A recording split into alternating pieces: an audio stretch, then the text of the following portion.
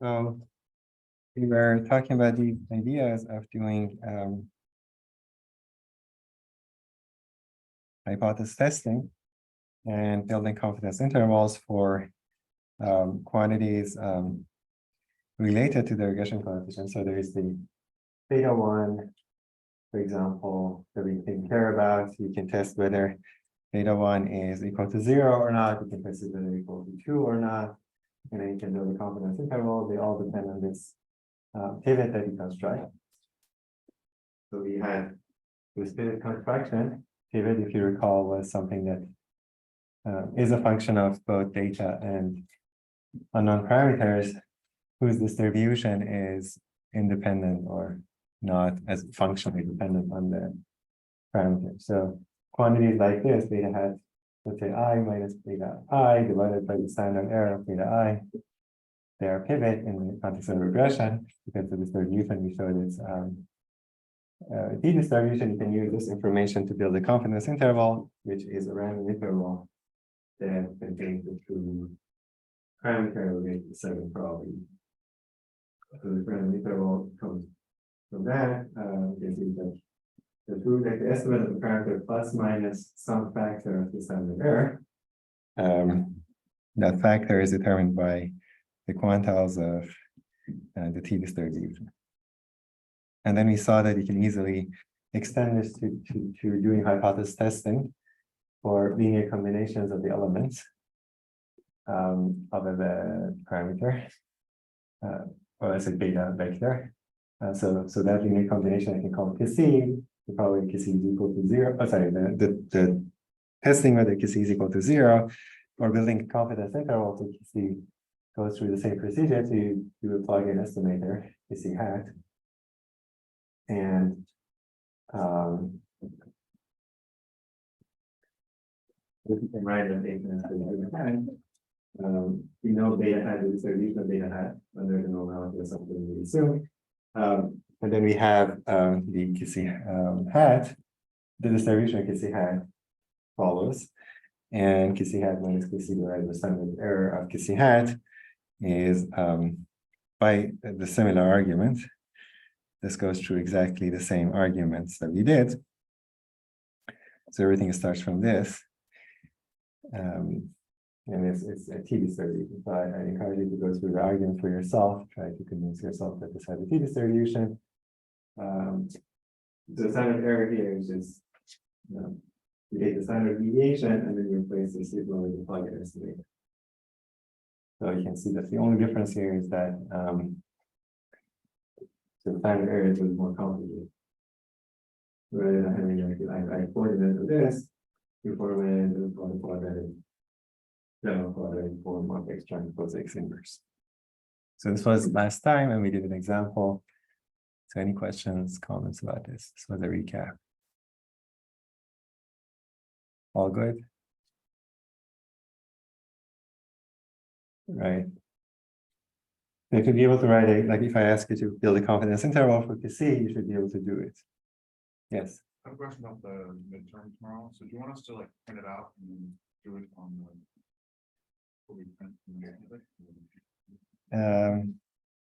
I just want you to submit something. Right. Yeah. You can print it, you can like do it on the computer.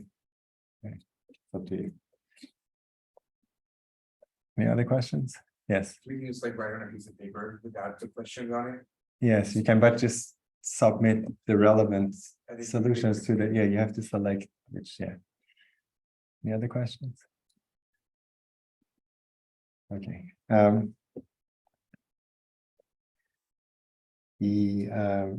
The next step is once you, so let's say, okay, just a quick question.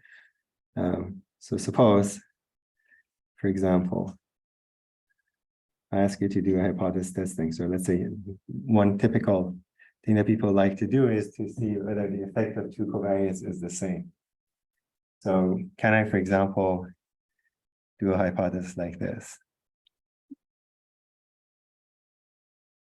Given what you have learned so far. We can? Like the null is beta 1 minus beta 2 is 0. Okay, and you can rewrite it as a transpose beta, I guess.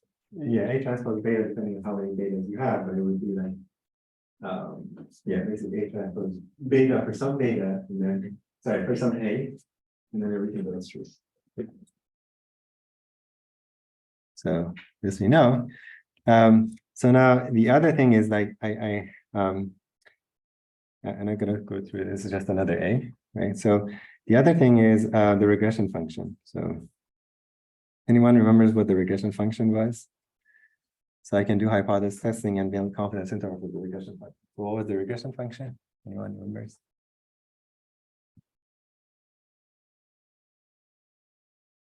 So we used to write something like this: yi is equal to, depends on how you write it, like beta transpose xi. We'll put tilde here because these are the rows, I from 1 to n. So does this remind you of the regression function?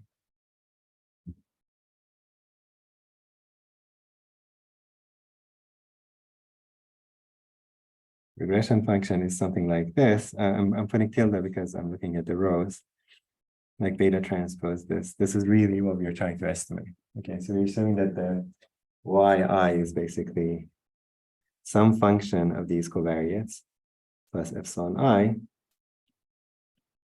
so the ith row of the design matrix.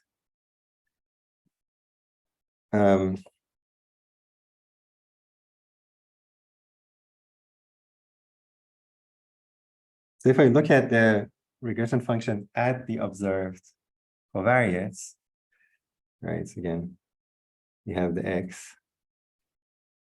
This is capital X. This is the ith row. I'm writing it as xi tilde because I use like the xi for the ith column. So ith row. So if I look at this, well, what do we call this? Quantity must be okay. So I have to, you have to be careful. So this is the true regression function. There's also the estimated regression function, which is mu hat of xi tilde. So if I want to have an estimate of this regression function, what should I do?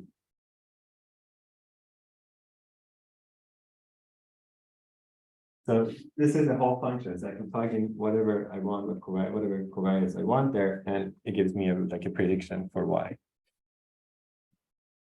So if I want to have an estimate, so this I don't know because I don't know beta. So I know the functional form, which is a linear function, but I don't know the actual beta. So if I want an estimate,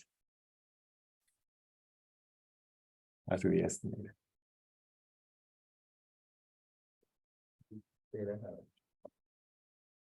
Yeah, you can just put beta hat in there. So this is called plug-in estimator. Whatever you want, if you have estimates of these parameters, you can plug in. So this is not a function which I can evaluate for any basically x tilde, let's say. So give me any covariates, even those like features of a sample that I haven't seen, and I can get a prediction. This is like a prediction for the mean of y, that particular y. So there's our estimate, and so estimate of the regression function. I can also do it like this if you want. X tilde transpose beta hat. Why can I write it that way?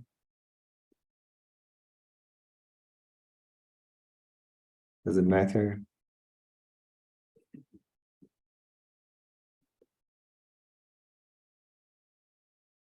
This is the same as beta hat transpose X tilde.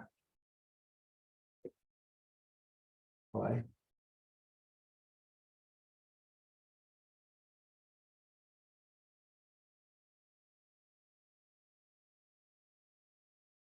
Equal to beta hat transpose X tilde.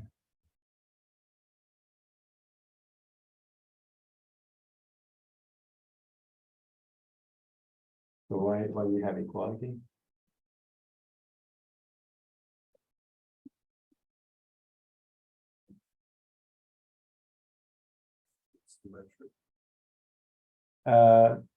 So symmetric.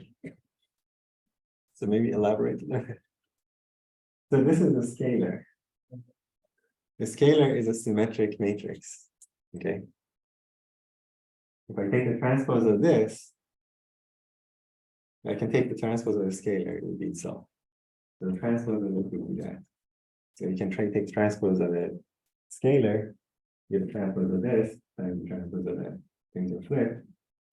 And so the inner product is basically another way of saying it is the inner product is symmetric. Okay. We're going to say an inner product is symmetric or a scalar is a symmetric matrix. Anyways. So I wrote it this way, and this is the regression function. Why did I do that? Because if you look at this closely, you see some similarity between this QC that we did. So A transpose beta hat, A transpose beta, right? So this is like a vector times beta. I'm estimating with A transpose beta hat. You look at this, the vector transpose times beta hat, estimating the vector transpose times beta. So this X tilde, if I call A, the mathematical symbol, it doesn't matter what we call it. I've already done this before. Okay, so this calculation that we did, you're basically calculating this, you can think of it as evaluating the regression function at the covariant A. This is the estimate of the regression function at covariant A. So not calling it A X tilde to make sure that our notation sort of is suggestive that this is a covariant, but we have done this before. So you have an estimate of this, and then like it follows from A, so you can think of it as C. So this is this minus this guy divided by the standard error of mu hat X tilde. This is going to be T. If you go through the argument, it's exactly the same thing. So this is just a deterministic quantity like A, we put it there. This is like QC hat minus QC divided by the standard error QC hat.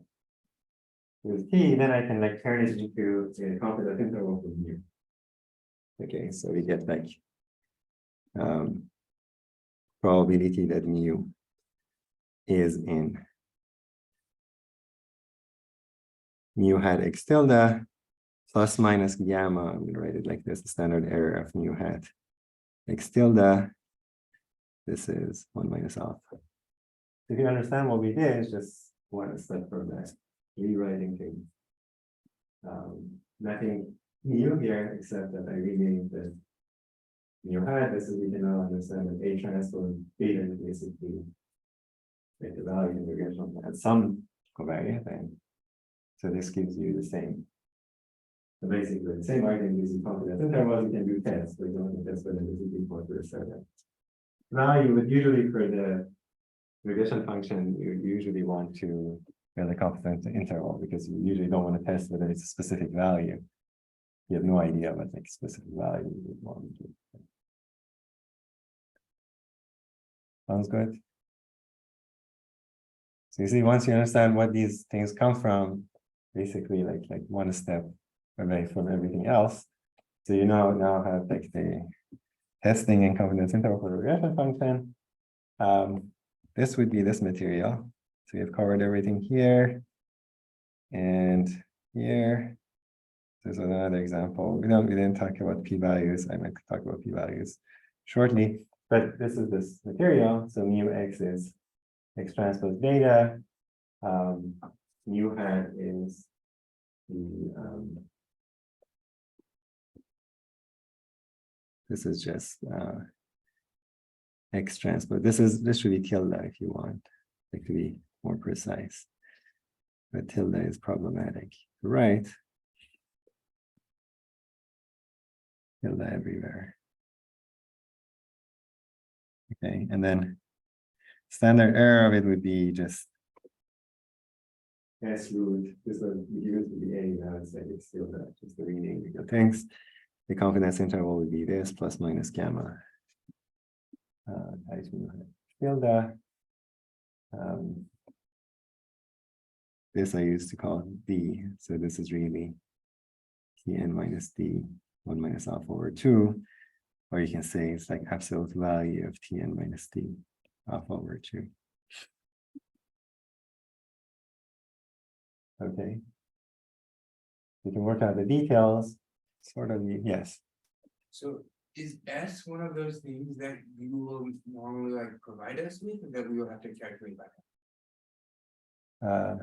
I normally don't do anything. It's Okay. just a random coin flip, but this just depends. Like if you're asking what you would see in the exam, that's the different. Like in practice, in real world, no one gives you S. So you're Right, gonna but if you estimate. do y minus x beta and then. 1 minus. Y minus x beta divided by This is not quite there because we don't know beta. x beta half. Yeah, so that would be your residual. Let's do it, and then you divide that by the norm of that squared divided by. 90. N minus D, which is P plus 1. This would be S squared. Yes. And so we can do that if we have all the information. Find x squared. All the information. If we have x and y, then we can just. If you have X and calculate Y, that and go back and have the visual. yes, once you have Y and X, then you have everything. So you have the observation, you have the design matrix, you can calculate the OLS estimate, beta hat, you can calculate the residual, you can calculate the fitted values, you can calculate S squared, you can do all these tests and then like confidence intervals, everything. That's what the LM package, like that the command is doing. Right? So the point was that we estimate everything from the data. So that's an estimate from the data. We know you, otherwise you wouldn't have been useful, right? In exams, like I could give you some information that you can recover the rest. For example, in like that homework problem, let's say if I give you y squared, there's a geometric interpretation, right? So if you remember, so when I project y onto the image of x, what do I get? Like a review of material. Yes, you get mu hat. And where does the residual like happen to be? Like where is the residual in this? Or can, oh yeah, so is there like a geometric relation between these guys? Okay, Pythagorean theorem. Kind of. We have a Pythagorean theorem. So what is the Pythagorean theorem? You had squared plus the residual squared. It's equal to y. You had a squared plus e squared is equal to y squared. Okay, so you can do it manually, you can like figure this out because you can, for example, you can write e as y minus x beta hat, which is mu hat. And you can expand. Remember, there was this thing like a minus b norm squared. There's a relation, a norm squared plus norm b squared minus 2 times the inner product. Right, so you can do it and then simplify. You get this, but you can also get it by the geometric idea. So if I give you this, and if you know mu hat, you can know e. Okay. That's where a little bit of understanding what is going on helps. Yes. But where would you get mu hat from if you didn't give us x? Where do we get mu hat if I didn't give you x? I give you some other things, right? Yeah. So for example, I might give you like x transpose x inverse. I give you x transpose y. Right. So how does that help you write that? It doesn't help you to find x.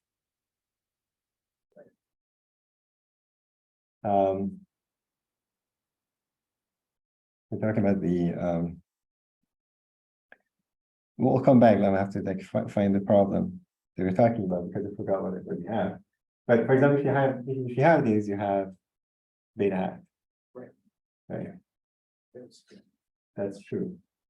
And so you're saying, where do I find mu hat? Yeah. Using this information, you can't find mu hat. You can. You based on these two, but I have to see what I did in the problem. So we'll come back to it. In that problem, you should be able to find the norm of e squared. But for example, if you somehow let your hand on this and you have this and you have this. So there are some geometric relations that you can use. there are other, for example, relations. So for example, you know that mu hat is like orthogonal to E and stuff like that. So play with these relations. We'll come back to that maybe later.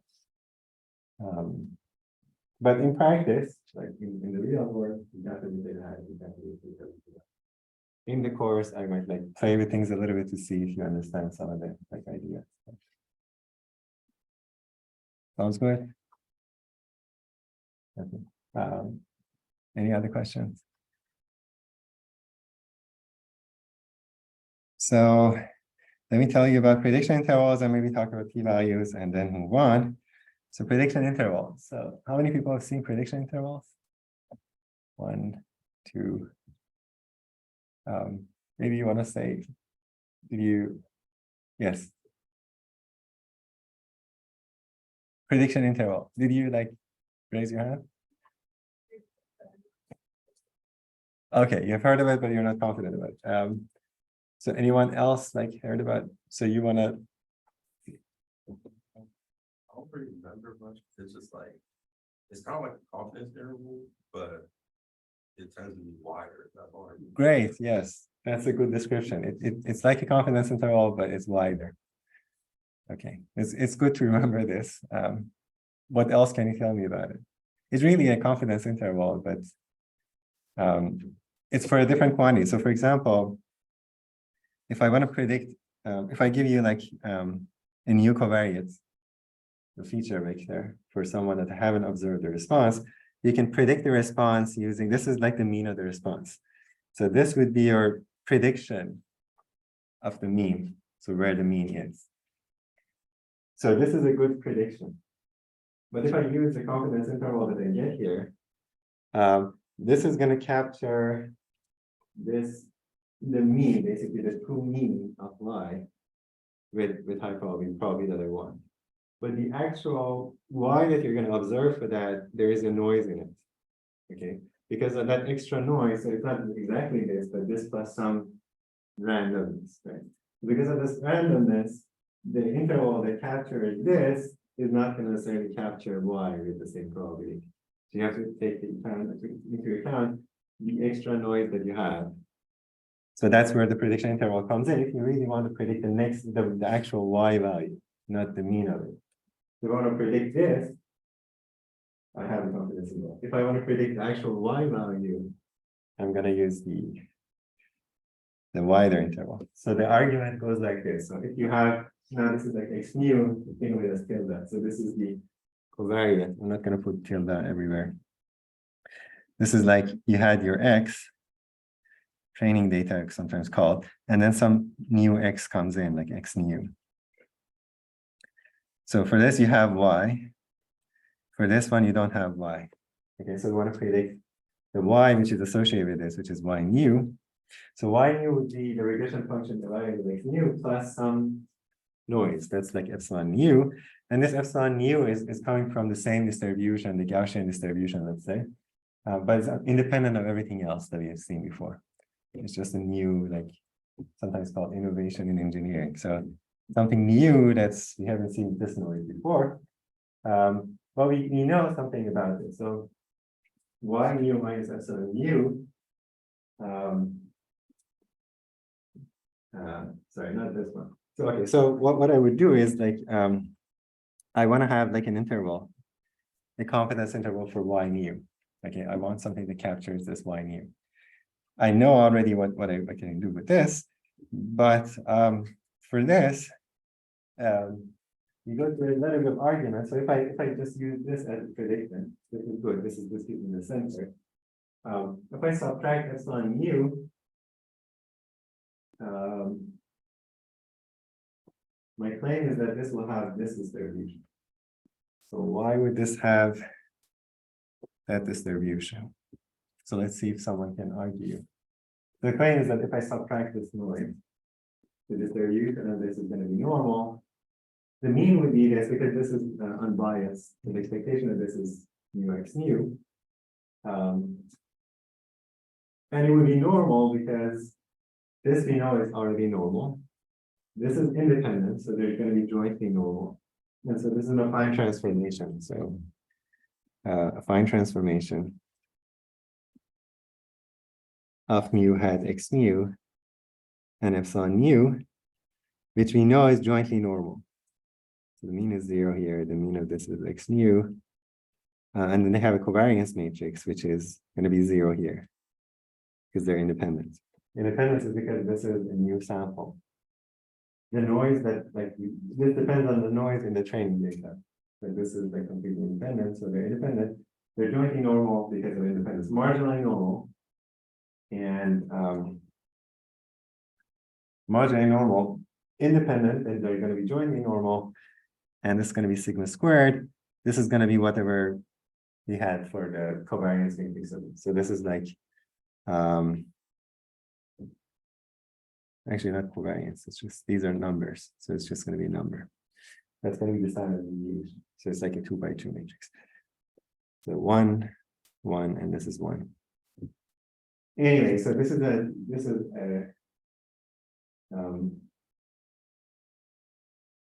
is jointly normal. So this is jointly normal. So this is like the difference of these two. So the affine transformation, this has to be normal. The mean would be the mean of this minus the mean of that, which is going to be this, because the mean of this is 0. The variance, we only need to calculate the variance. So the variance of this, you already know how to calculate. We can do 1 minus 1 transpose times this. If you call 1 minus 1a, would be a transpose times this times a. Or it's easier because they're independent. The variance of, anyone knows what the variance of the sum of two independent variables would be? Similar to variances. It would be the sum of two variances and the negative sign. Sorry? Because they're not intended to use the. Yes, great.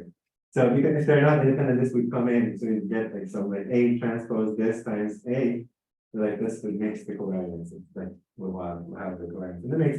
So we get the independent would be the variance of this plus, so variance of mu hat x mu plus the variance of epsilon mu. It wouldn't be the variance of this minus the variance of that. The variance does not do that, right? So it would be the variance of this plus the variance of negative, if you want, negative epsilon mu, which is the same as the variance of epsilon mu. Okay, the variance is not sensitive to sign. So the variance of this is this part, which we have calculated before. The variance of epsilon mu is sigma squared. So that extra sigma squared that you get is what causes the prediction interval to be wider. The variance of this quantity is bigger. Now, if I look at it, I can do the exact same thing that we did before. This minus its mean divided by the standard error, which is this root of this, I replace sigma with s. So this thing minus its mean divided by its standard error. So if you think of this guy, the variance is really just sigma squared times this quantity, x mu transpose x inverse, x mu plus 1. You take the square root, would be sigma the square root of that, and then replace sigma with s and give this. This is the standard error of this quantity. This numerator is this guy minus its mean. And then I notice that epsilon mu minus epsilon mu plus x mu is just y mu. So this part is really minus y mu. So the entire calculation gives me this. So x nu minus y nu divided by that quantity is t and minus t. Because I managed to create a y nu here. Now I can, and this I know, I can use this to your confidence interval like y nu. Okay, so exactly the same sort of everything goes true as before. You get the confidence interval would be like this part. You had x nu. This is just this part. So mu hat plus minus gamma times, this is the standard error, basically, some sort of standard error, whatever you want to call it. And that gamma would be just from the t. Right, so gamma, mu hat plus minus gamma times this sort of this estimate of the variance. But you can see there's plus 1 here. It comes in because of this extra sigma squared. That causes it to be wider. And you can understand why it's wider because it's like capturing this extra norm. It's trying to capture the variance of like accounting the variance. So this is slightly tricky, but nothing new. Once you get to this point, you have a normal random variable, and everything follows. You subtract the mean divided by the estimate of the standard deviation. This by the exact same arguments that we had before has to have a t-distribution, because this part is independent of the numerator. So S is independent of this part, and also this part. This is independent of everything because of this noise. So the numerator is independent of the denominator, and this would be like pi squared. The numerator is normal, so it would be p. So these things are called prediction interval.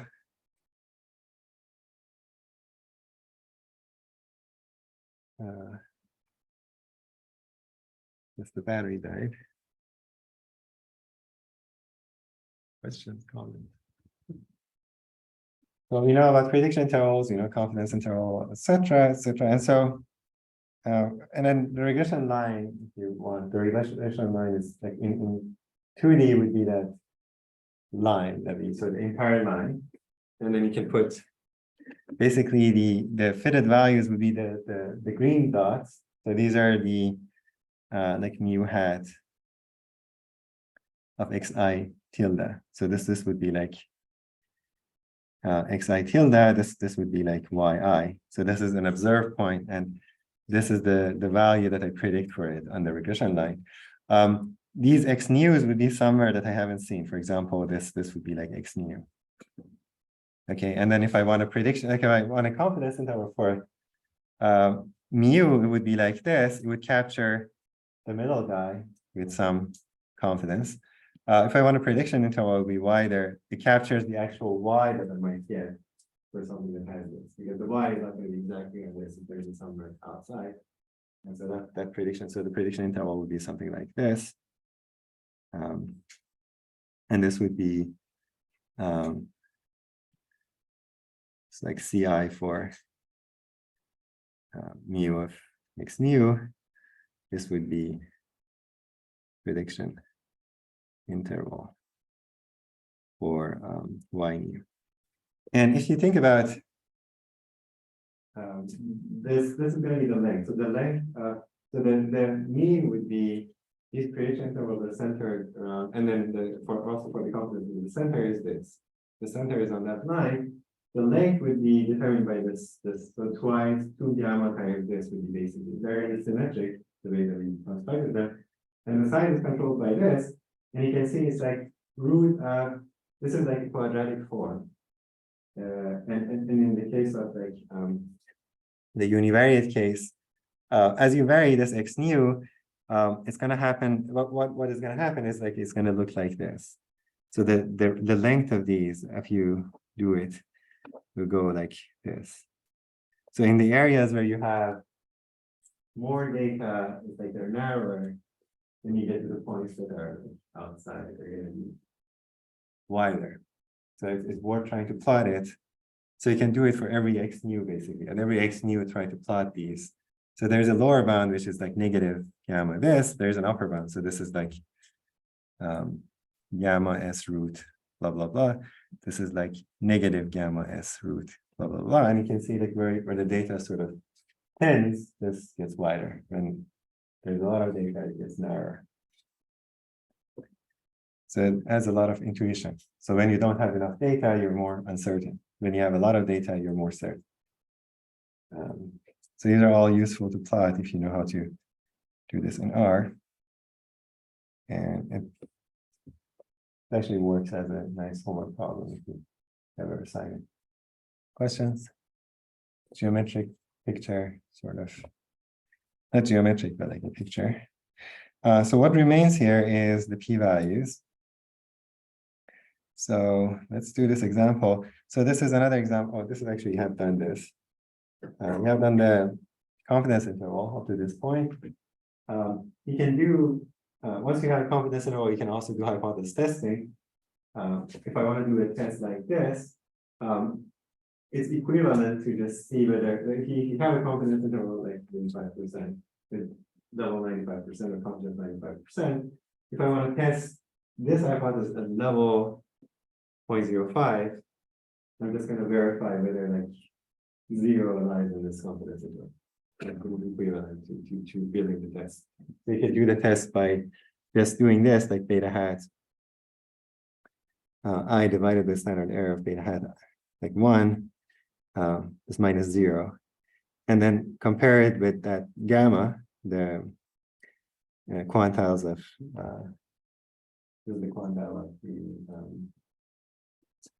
what the t. It's like t and minus the alpha over 2.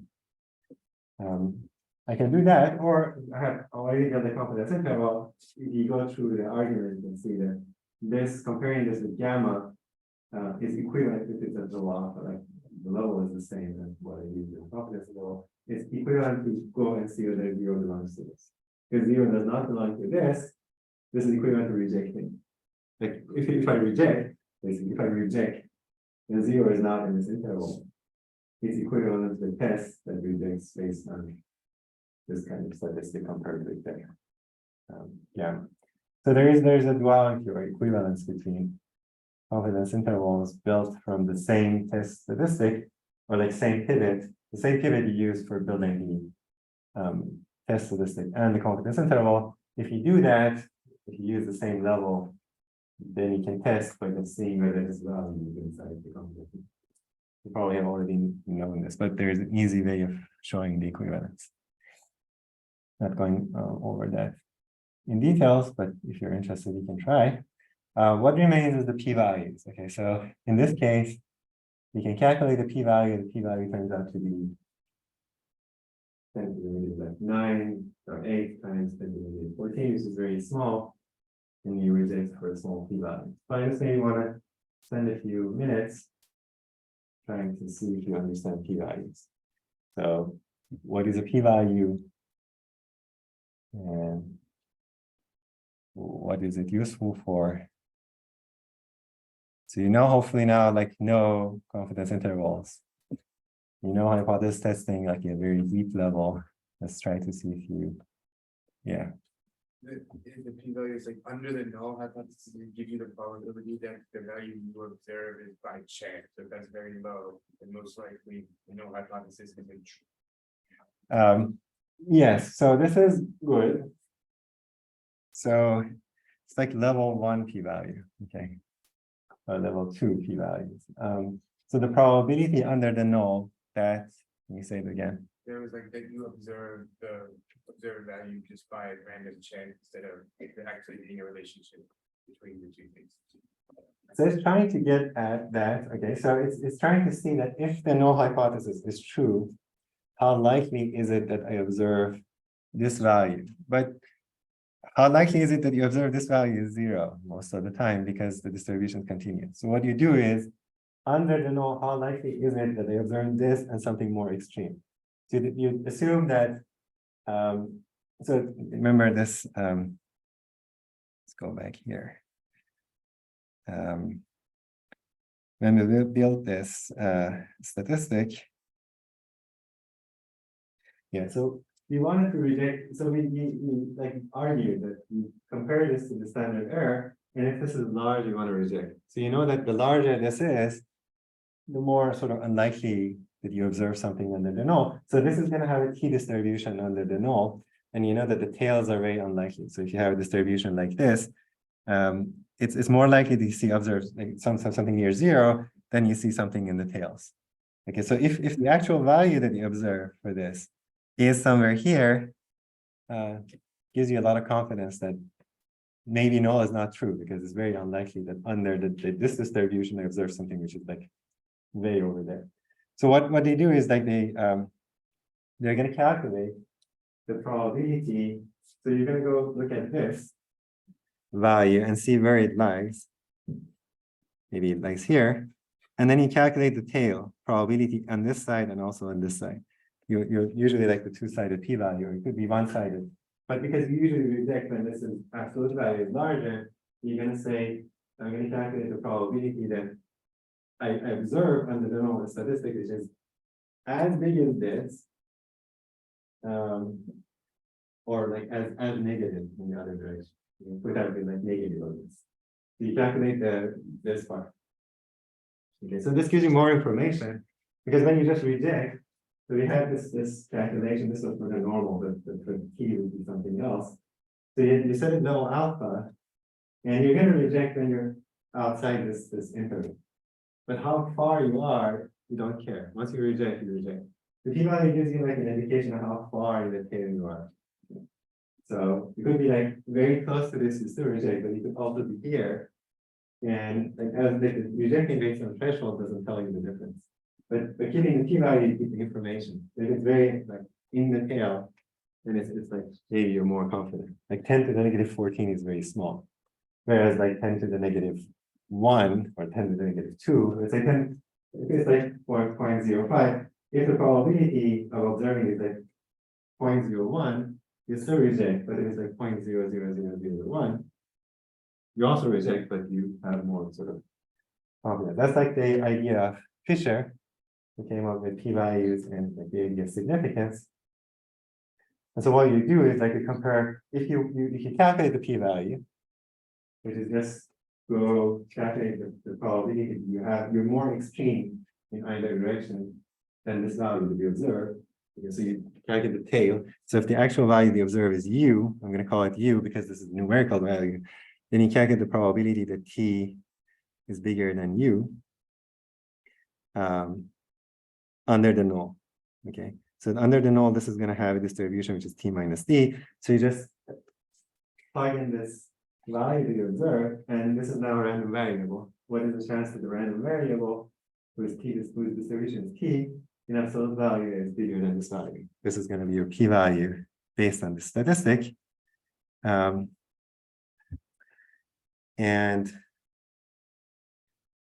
that has more information. Okay, it retains more information from your statistic rather than just. And then you can, if you calculate the p-value, if I ask you to build a test that rejects at level 0.05, you can just compare this with 0.05. If it's smaller than 0.05, you're good. If it's bigger, it means that it was here. It's just equivalent big. So you reject if the p-value is less than the level that you want. Just as the probability that your more extreme is less than the probability of the tails that you care about. So you reject if the p-value is less than 0.05, you're good. But the p-value has more information. Does that make sense? So why you care about the p-value? If you want to test, it has more information than just saying I rejected the test at level blah, blah, blah. This is like level 1 correct p-value, let's say. So you could like upgrade your level of understanding. But let's see if people understood this. Does that make sense? So the probability under the null that you observe a value for this quantity, like that you're looking at, more extreme than what you have actually observed.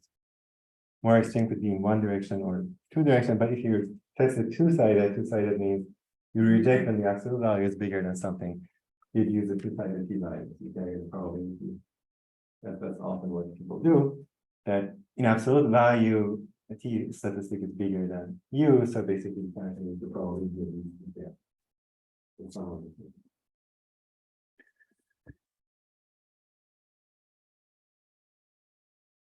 Okay, this is level 1, right? What is level 2, or let's actually level 5, let's say. Here's like a level way above this, which is, if you understand,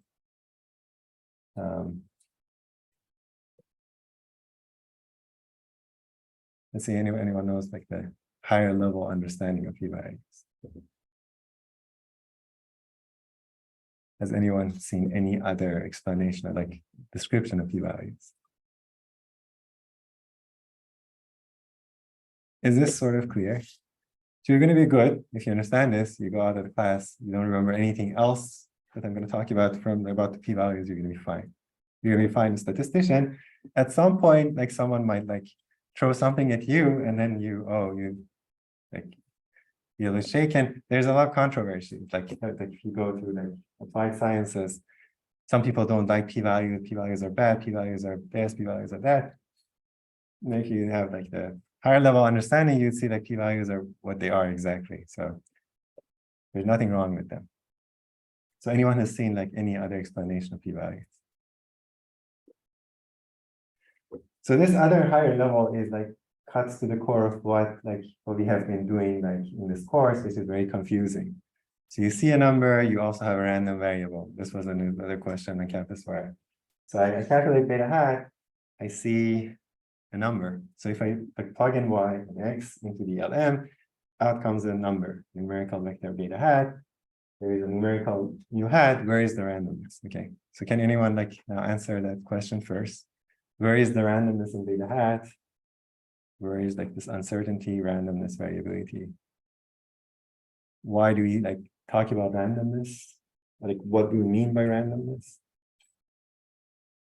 Beta hat is random. What does it mean? If I just go do LM on a data set, I get a numerical vector.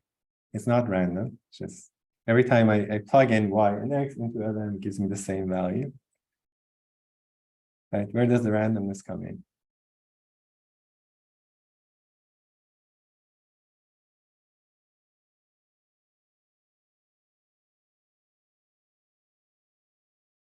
Or what do we mean by randomness? That's the question. In practice, is it possible to see randomness?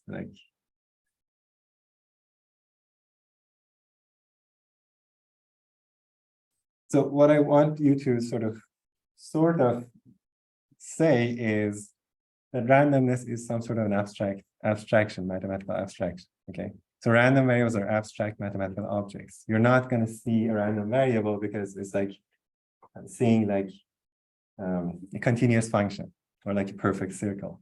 So these are abstractions that in practice, it's actually much worse than a circle or a continuous function. In practice, you observe numerical values. And if you think of a random variable as an abstract object, then a lot of these things resolve itself. Okay, so it's an abstraction of our mind trying to describe the real situation. The real situation that's trying to describe is that if I repeat the experiment a lot of times, that's one interpretation of probability. If I have this y and x, I plug it into the LM, it gives me a number. But if someone else runs the experiment again, it gives me they give me another y and x. Maybe the same x for us, but the y is going to be different. And that difference in y causes different values beta. And every time someone else is going to run the experiment the same x, they might get a different y. So this randomness in y is trying to capture the variability we observe across many observations.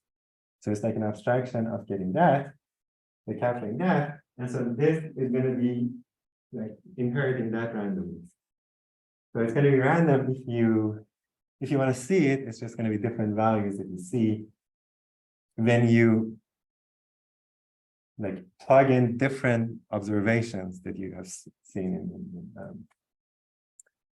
in other experiments. But still, you can't see the randomness. You can see different numbers. But the random variable is really capturing the infinite possibilities. Okay, the distribution. These things are abstractions.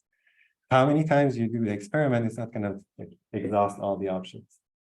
Okay, it's really sitting at the top. But once you understand this, you may understand that this quantity is the random variable. And once I have observed one value of it, so I plug in this particular value, I get a value here. Next time I observe a different value, I plug it in and get a different value. So what happens is that the p-value is actually a random variable in this abstract domain. So if you understand abstraction that goes into that, this being random, it follows that this p-value that we calculate is also random. P-value is really a random variable. It's not really that different from this. It's just a transformation of this to a different scale. So if I apply this transformation is some function. So you apply this. So if I define the function, which is, let's call this g. G of u is the probability that I observe t bigger than u. So I plug in any u, I get a different probability. And if I apply this function to beta hat 1, standard error of beta hat 1, that gives me the p-value. It's both a number, which is a realization of, but it's also at the level, it's a random variable that captures the randomness that I can potentially see in these p-values. So really, p-value is not necessarily a probability in the right sense. It's really a transformation of your test statistic on the scale of probability. So every time you repeat the experiment, you get a different value for this, you get a different value here. So it's better, like at a higher level, to think of p-values as random variables that you observe a realization from in your particular experiment. So that 10 to the negative 14 is one realization of this random variable. Another time, if you do another observation, you get different value for the p-value. It's like the same kind of randomness that we get for the data. Does that sort of make sense? So now, if you understand this p-value has a distribution, okay? So there is a distribution associated with any random variable. So this distribution is interesting. Anyone can guess. So under the null, this random variable, this random p-value has a distribution. Anyone knows what the distribution would be under the null? Who said that? Great. Okay. Yes. So this is going to be uniform on 0, 1. It's a probability it's going to be under always in 0, 1. And if you have done things correctly, you would have a uniform distribution under the 0, 1. So it's not really that different than the original. So this one was a test statistic whose distribution under null was a t distribution.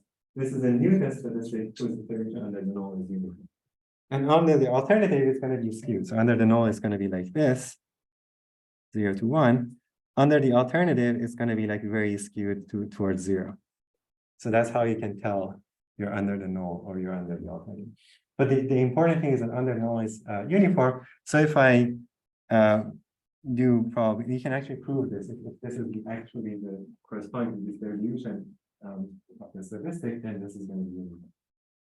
This is like an easy, like not easy, but it's like one is the proof. So if I do the probability that the p-value is less than or equal to alpha, if I have a uniform random variable, what is the chance that it's less than alpha if alpha is something between 0 and 1?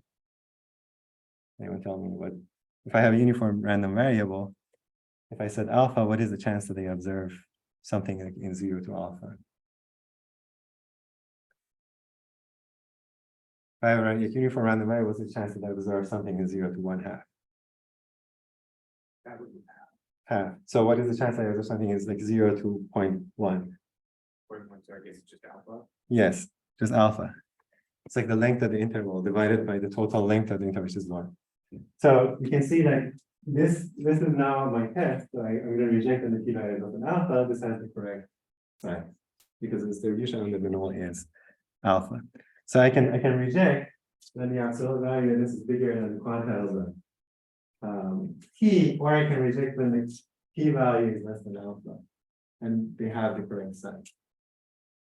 So really what p-values are doing is like they normalize your test statistic to have a new distribution, which is on the scale of probabilities. Translate the test statistic to something which is now uniform. This is better in a sense because T, I have to know the degrees of freedom. Uniform is just uniform. There's nothing else I have to know. It's like normal.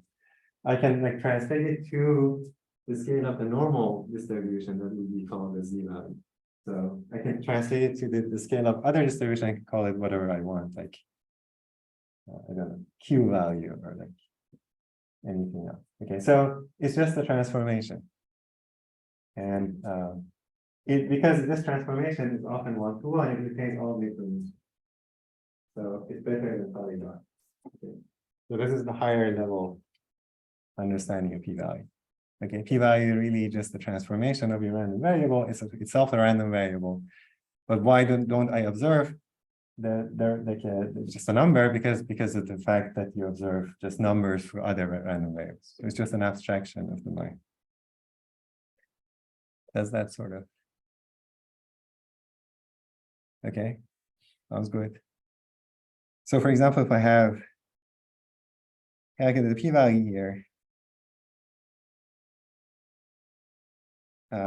So for example, in this problem, this u would be like 37, and this is weighing the tail of the t distribution factor, the probability is bigger than that. So this is like a t probability is bigger than 10 to the negative 14. It doesn't, for example, mean that the probability that the null is true is that or anything else. Okay, it's just a random number that we observe. Next time we run the experiment, I will observe 10 to the negative 12 or something else. But on average, like actually on average, this is going to be like a distribution. Hopefully it has a distribution which is not uniform. So it will be like something like that. If you were under the null, if you repeat the experiment, sometimes you get something very small, sometimes you get something very large. So if we were actually under the null, you calculate the p-value, it might be like 0.07, it might be 0.01, it might be 0.0001. Any of the values are possible, but on average, the distribution would be uniform. So once you do it a lot of times, you're going to see a lot. Like if you see this, you also see this, you also see like 0.9, you also see 0.8. Okay, that's what happens when the null is true. So if I see something like that, doesn't mean that the null is not true. If I see 0.9, doesn't mean that the null is not true. If I repeat the experiment many, many times and this distribution is not uniform, then the null is probably not true. Okay, if I have done everything correct. So really what these like p-values are telling you is, again, in aggregate, not for a particular, from this I can't learn anything about this particular sum. Sounds good. Okay, maybe like at some point you come back to it, but think about it.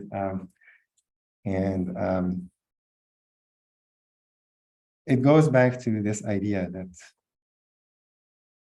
everything that we work with, they have two faces, one numerical that we observe, and one like this abstract randomness, like random variable, or it's related to distributions, these objects that live in an abstract domain, and so forth, so on and so forth. Okay, we talked about everything: confidence intervals, hypothesis testing, prediction intervals, p-values. Any questions? Yes. What would you recommend to do this study for the It's a campus wire. There's supposed to frequently asked questions. Yes. Do like understand what we talked about? Lecture notes. A lot of problems. Do a lot of problems. Okay. Questions about the material, let's say. Any questions about this? Okay, now I'm going to stop. New topic, which is still in chapter 4. But now we want to do like a test. So this part is not in the midterm.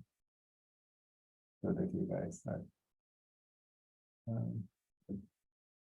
hear about this. So we are going to test a general linear hypothesis. So what we mean by a general linear hypothesis? So the hypothesis that we were trying to do, so in the more complicated case was like A transpose beta equal to 0. Okay.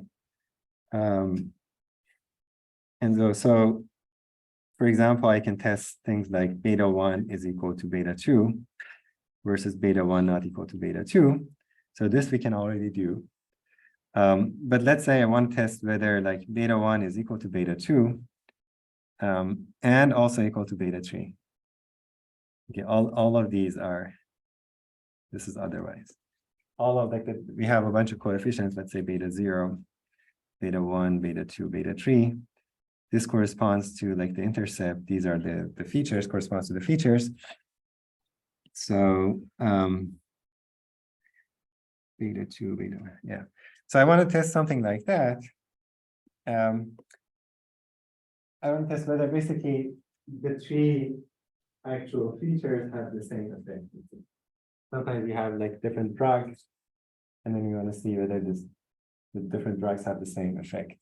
So that's one way to test like that, is to test whether these betas are all the same. So the intercept is not useful here, but like 3 drugs, do they have the same effect?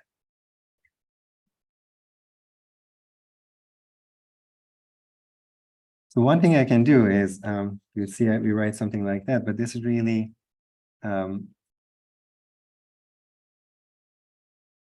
can be captured by two equations. So once I, for example, I can write beta 1 equals beta 2, beta 1 equals beta 3, then all of them have to be equal. So that's one way of writing it. There's another way of writing it. For example, we can say beta 1 is equal to beta 2, and beta 2 is equal to beta 3. So the thing is, this null hypothesis is captured by a linear system of equations, or this homogeneous linear system of equations. So it's a constraint on betas that described by a linear system. So this linear system can have different representations, but they're somehow equivalent. So this set of all betas that satisfy this are the same, so the same as this, the same as that, and there are other ways of writing it. Okay. So we want to test something like that. Okay. So using the things that we know, can we test a null hypothesis like that? I can test this hypothesis that this is true separately. I can also test whether this is true separately. Can I test them simultaneously using what we have? Any guess?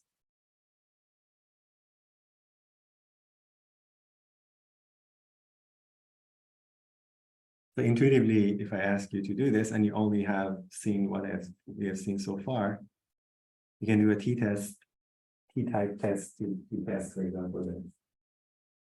And you can separately test this. You can think of setting the null as this and test for that. Your confidence interval, check whether 0 is in there, or then write down the test statistic, compute the p-values, whatever you want to do. You can test it, like reject at a certain level. So what would you do if I ask you to test whether both are true?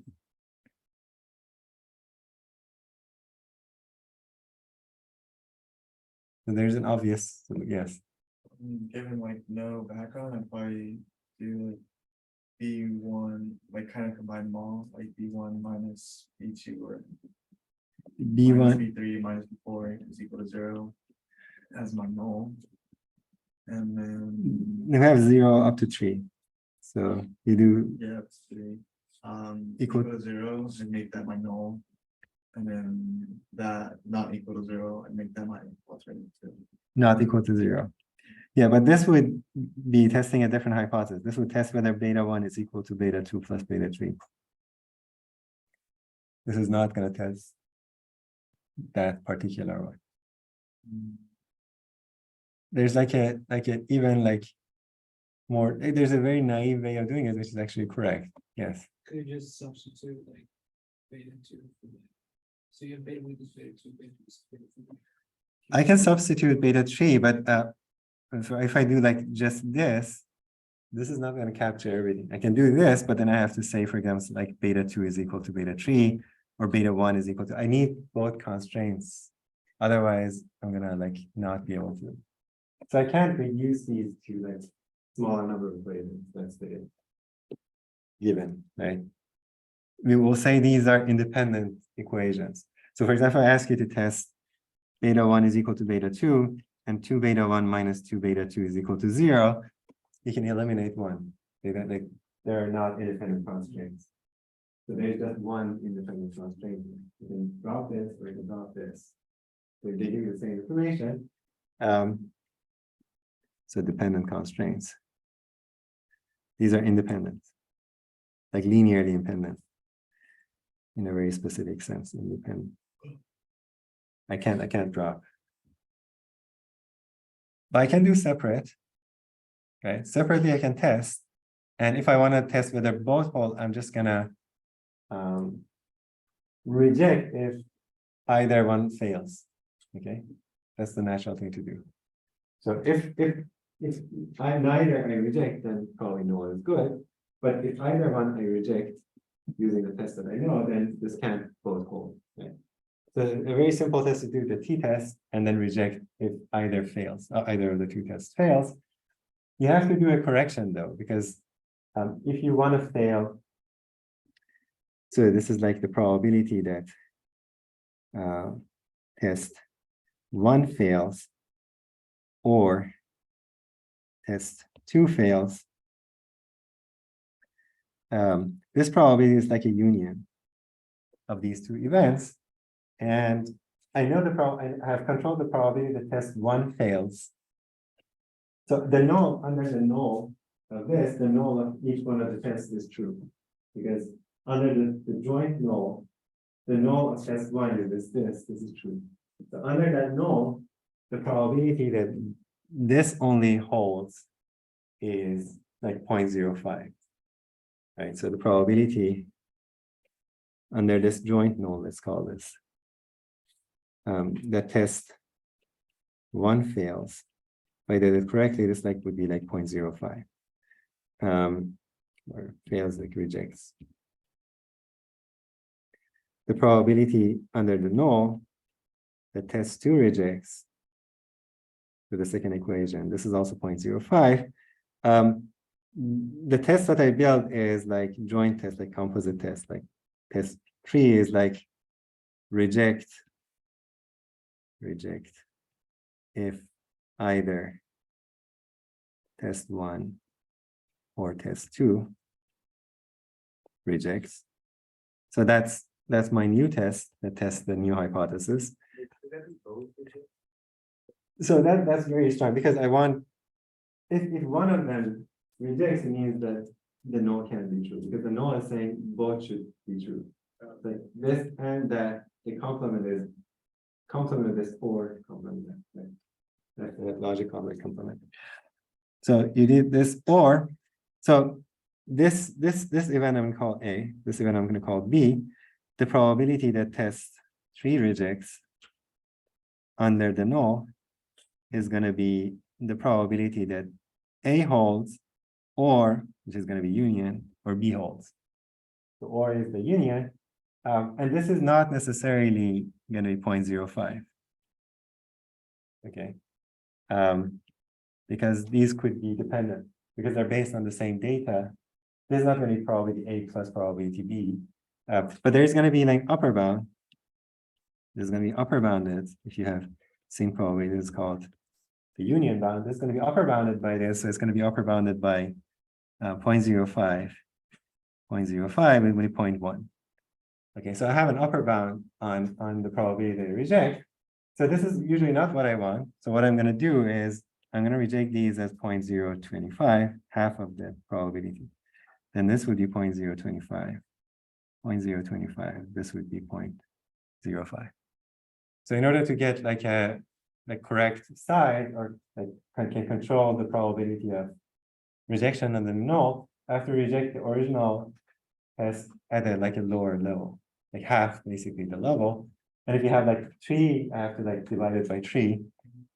So this would lose power because this is going to be strong, like you're going to be more strict in rejecting.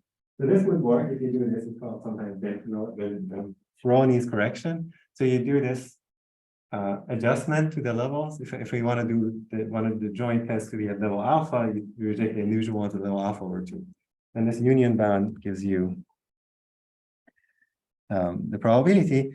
What we want to build is a better test. So we want to do this simultaneously, and this will have a better power. It's not gonna, there's a slack here.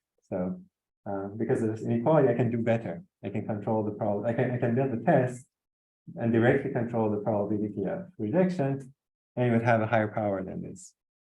This would work as a first step, but we're going to do something better. And that would be next step. Okay, thank you guys. Good luck on the midterm. See you next time.